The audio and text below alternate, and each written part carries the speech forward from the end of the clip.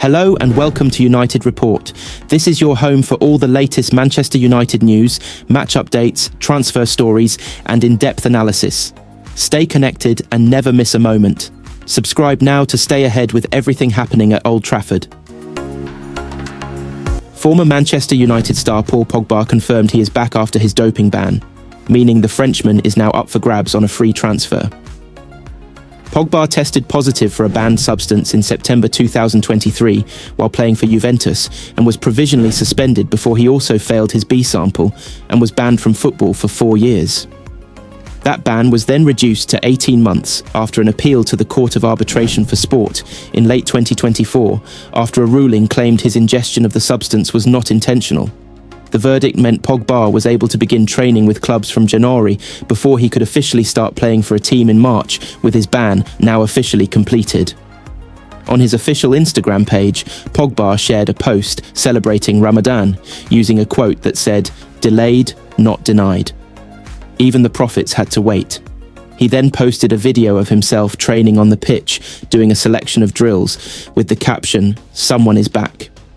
The 31-year-old also shared posts from others saying, "It's time, my brother, look who is back," and Paul Pogba loading. Pogba will now be stepping up his efforts to find a new club, with Manchester United linked with a sensational return for their ex-player.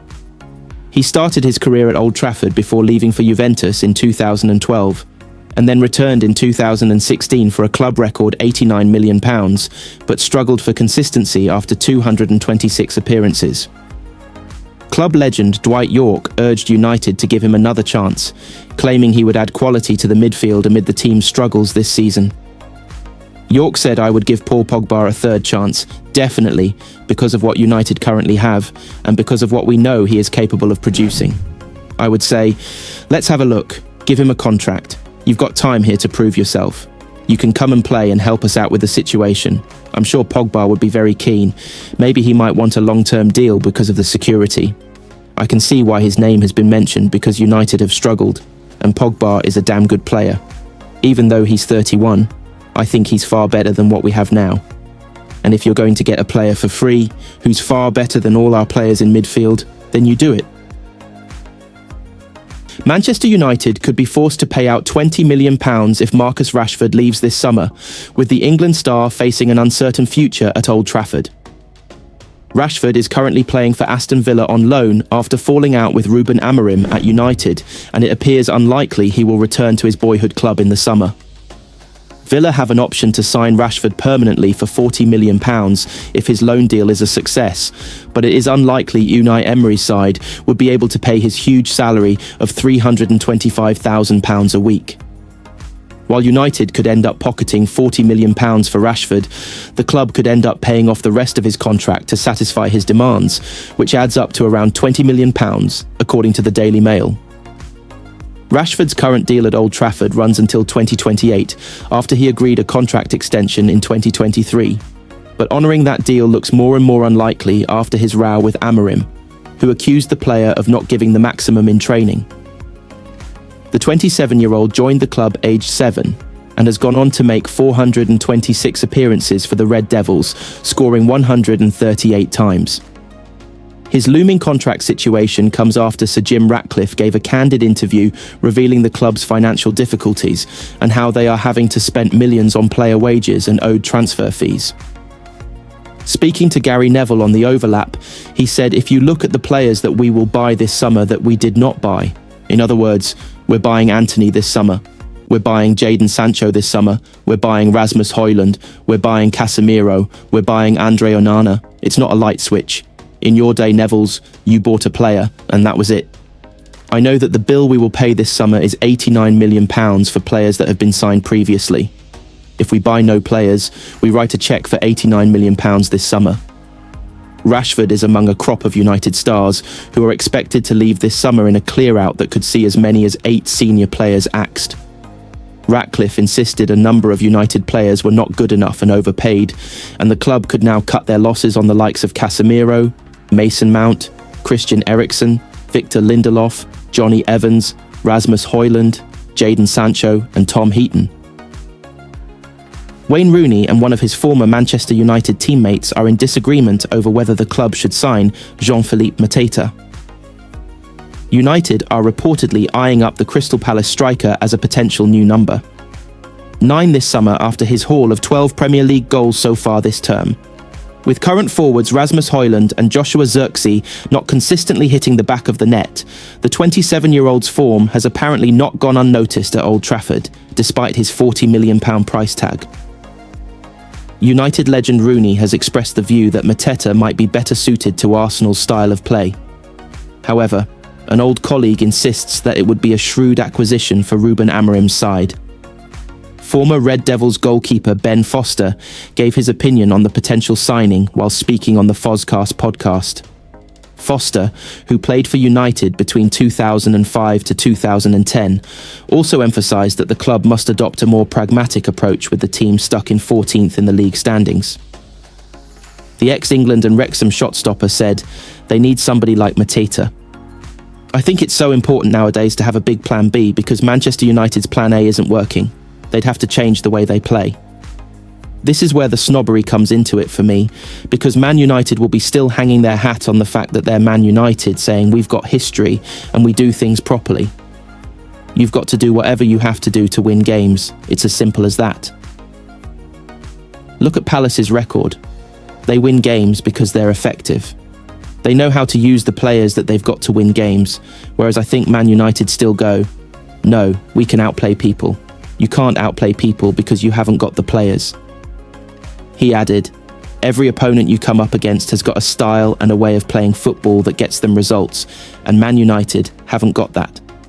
However, despite Foster's reservations, United scouts believe Mateta would thrive as a lone striker in Ruben Amorim's 3-4-2-1 formation.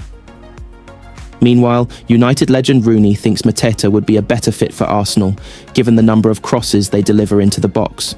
Jean-Philippe Mata is a big, strong lad who scores a lot of goals, Rooney told BBC Sport.